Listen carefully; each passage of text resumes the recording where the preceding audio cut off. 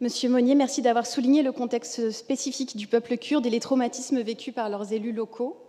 Monsieur Ruiz, aucun accord de jumelage ne comprend ce type de données.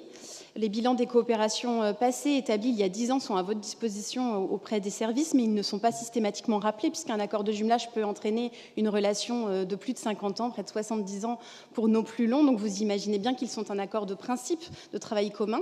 Mais cette histoire commune, heureusement, malheureusement, selon les réalités politiques, peuvent être amenées à avancer plus ou moins vite dans le temps. Donc ces données sont mises à jour finalement au fur et à mesure des coopérations.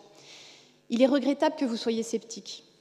Heureusement, les citoyens rennais fortement engagés en matière de solidarité internationale ne le sont pas, eux. Et ils savent faire preuve, au contraire, d'autant d'enthousiasme que de ténacité quand nos partenaires subissent le recul de leurs droits. Nous vous proposons ce soir de renouer officiellement un lien initié il y a 45 ans, un lien interrompu il y a près de 20 ans, comme empêché, mais jamais suspendu.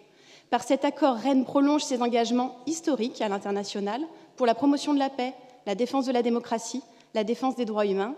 Et par cet accord, Rennes prolonge sa coopération déjà existante avec la ville kurde de Diyarbakir. Rennes est une ville ouverte au monde et par son action internationale, elle fait bien un choix, celui de ne pas se replier, mais de s'engager, et cela aussi au-delà des frontières.